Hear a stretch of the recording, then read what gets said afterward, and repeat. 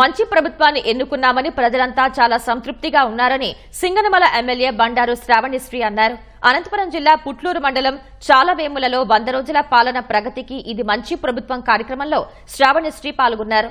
గ్రామంలోని SC, BC కాలనీల్లో పర్యటించి ప్రభుత్వం అందిస్తున్న సంక్షేమ పథకాల గురించి ప్రజలకు వివరించారు. ఏవైనా సమస్యలుంటే తమ దృష్టికి తీసుకురావాలని తెలిపారు.